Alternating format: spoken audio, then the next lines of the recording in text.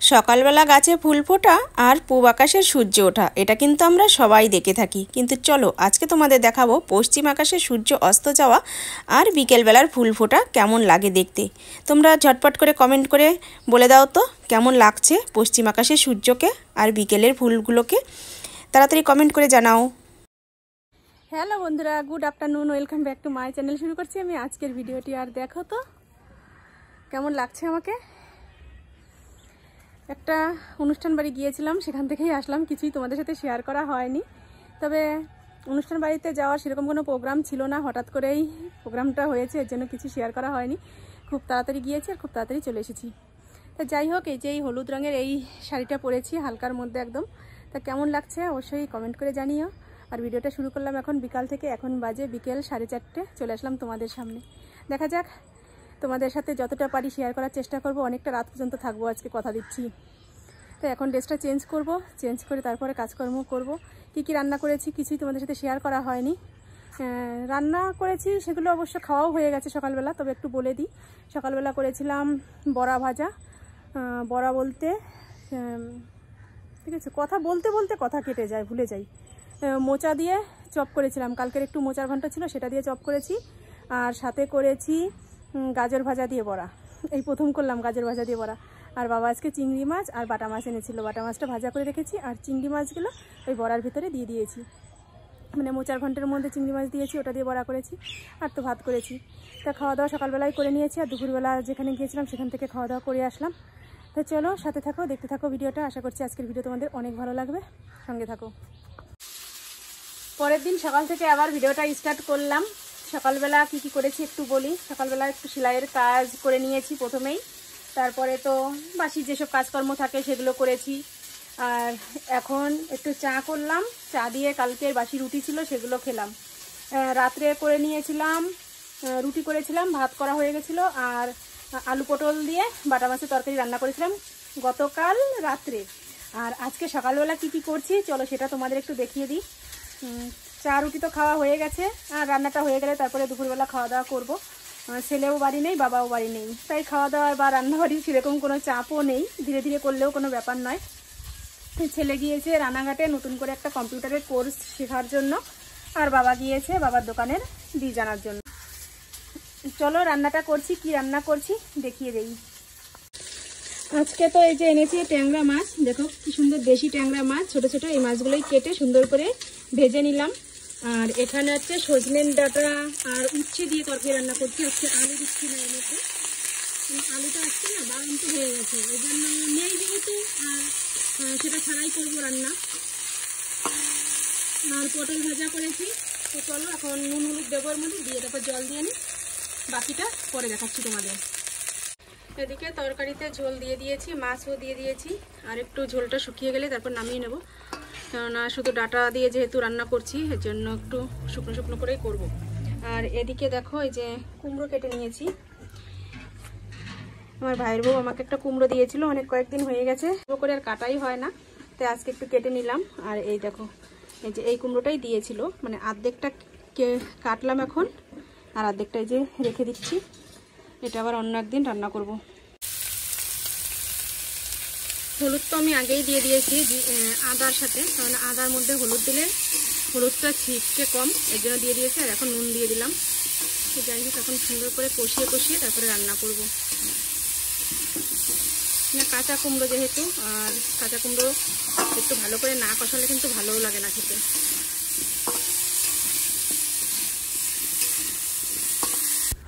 রান্নাবাড়ি কমপ্লিট হয়ে গেছে, এখন ভাতের হাঁড়িটা মিটকেসের ভিতরে ঢুকিয়ে রাখবো, আর তরকারিগুলো তো আগেই ঢুকিয়ে দিয়েছি। এখন লেগে পড়লাম মোছামুছির কাজে। রান্নার পরে যে গ্যাসের অবস্থা কি হয় সেটা যে রান্না করে একমাত্র সে জানে, যে কি পরিমাণে তেল ছেটে আর কীরকম নোংরা হয়ে যায়। তাই সেটা আমি প্রথমে একবার জল দিয়ে অবশ্য মুছে নিয়েছি, এটা হচ্ছে দ্বিতীয় রাউন্ড চলছে, তাই তোমরা একটু পরিষ্কারই দেখতে পাচ্ছ। প্রথমবার তো ভীষণই নোংরা ছিল, তাই যে আবার মুছে নিচ্ছি। আর এই ওভেনের নিচটা তো পুরো কালো হয়ে গেছে তেলে তেলে, এই জায়গাটা একটু ভালো করে মুছে নিচ্ছি।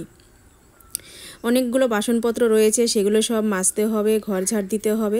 কেননা সকালবেলা যতই আমরা বাসি ঘর ঝাড় দিই না কেন, রান্নার পরে কিন্তু একবার ঘর না ঝাড় দিলে কিন্তু ভালো লাগে না। তা আমি ভালো করে একটু মুছে নিয়ে তারপরে আমি সব বাসনপত্রগুলো তো নামিয়েই নিয়েছি। আর ওভেনের উপরে যেই র্যাক মতন মানে ঝিক মতন যেটা, ওটাকেও নামিয়ে নিয়েছি। এত পরিমাণে কালো হয়েছে কি বলবো আর। তাই যে বাসনগুলো একটু আমি এই র্যাকটার উপরে তুলে দিচ্ছি। এগুলো মানে সকালবেলা ধোয়া বাসন ছিল, সেগুলো একটু তুলে দিচ্ছি। আর এখন কিন্তু অনেক বাসন রয়েছে, একটু অপেক্ষা করো, তোমরা দেখতে পাবে যে কত বাসন এখনও বাকি রয়েছে মানে মাঝামাঝি করতে। তা যাই হোক, করতে তো হবেই কাজ, ভয় পেলে হবে না। তা প্রথমে আমি ঘরটা একটু ঝাড় দিয়ে নিচ্ছি হালকার উপরে, কারণ ঘরে তেমন বেশি নোংরা নেই, বারান্দাটা একটু বেশি করে ঝাড় দিতে হবে। এই দেখো কত বাসন, এগুলো সব এখন আমি একটু টেবিলের উপরে তুলে রাখবো। তারপরে হচ্ছে ঘর ঝাড় দিয়ে একবারে কলপারে বের করে নিয়ে তারপরে মেজে নিয়ে আসবো।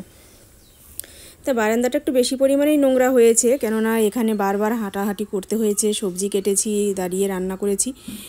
এর জন্য বারান্দাটা একটু বেশি ডিপভাবে ক্লিন করার চেষ্টা করছি। যাই হোক, ঝাড় দেওয়া হয়ে গেলে তারপরে তো আরও কাজ রয়েছে, সেগুলোও করতে হবে।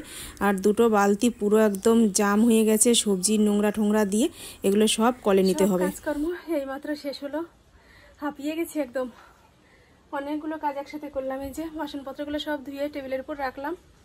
আর এদিকে সব থেকে বেশি কষ্ট হয়েছে হচ্ছে এটা, এই যে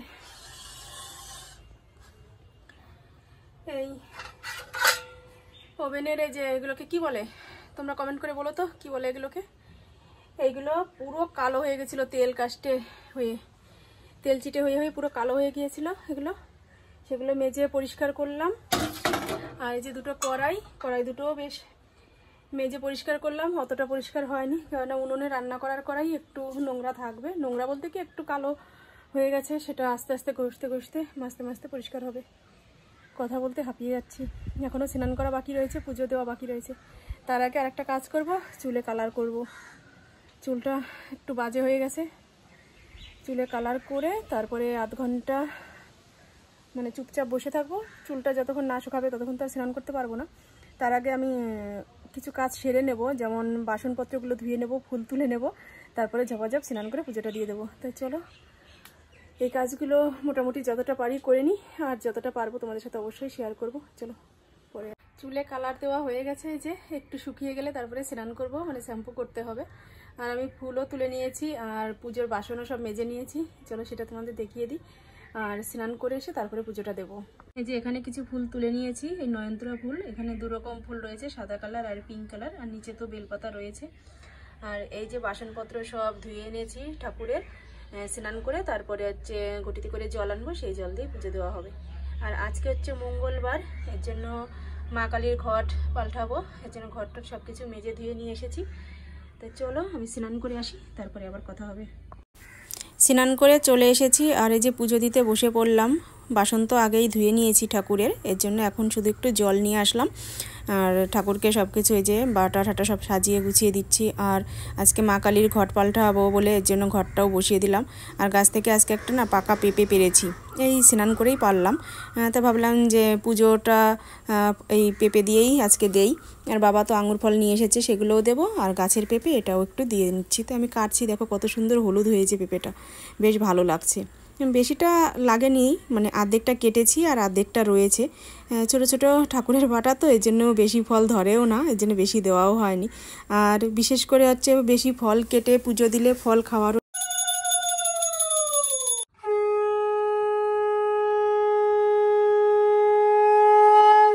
যে আমার পুজো দেওয়া হয়ে গেছে।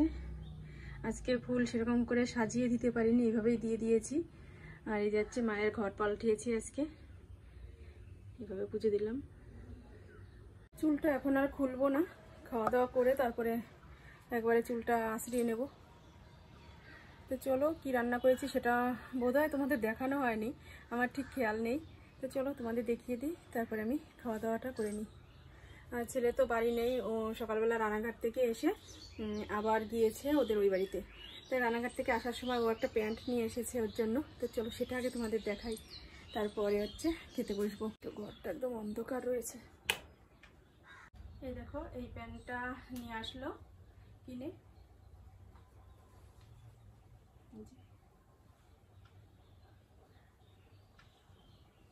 এখানে দিয়ে দেখে, তাই না? আর প্যান্টটার প্রাইস নিয়েছে এই দেখো 699 টাকা।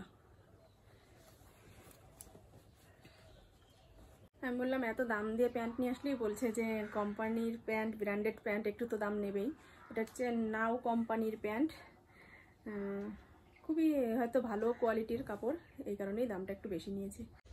এ হচ্ছে সজনে ডাঁটা দিয়ে ট্যাংরা মাছের তরকারি, এখানে করেছি পটল ভাজা, আর এখানে করেছি কুমড়ো দিয়ে ট্যাংরা মাছের তরকারি। এই হচ্ছে আজকে দুপুরের মেনু, এই 3 রকমই রান্না করেছি। খাওয়া দাওয়া কমপ্লিট হয়ে গেছে, আর এই যে পুজোর প্রসাদগুলো সব নামিয়ে নিয়ে আসলাম। এখান থেকে একটু প্রসাদ খাবো, খেয়ে একটু শুয়ে থাকবো এখন। তা চলো, ভিডিওটা আজকে এখানেই শেষ করছি। তোমরা ভালো থেকো, সুস্থ থেকো, আর আমার চ্যানেলটি সাবস্ক্রাইব করে দিয়ে আমার পাশে থেকো। আজকের মতো টাটা, বাই বাই। আগামীকাল দেখাবে নতুন ভিডিওর সাথে।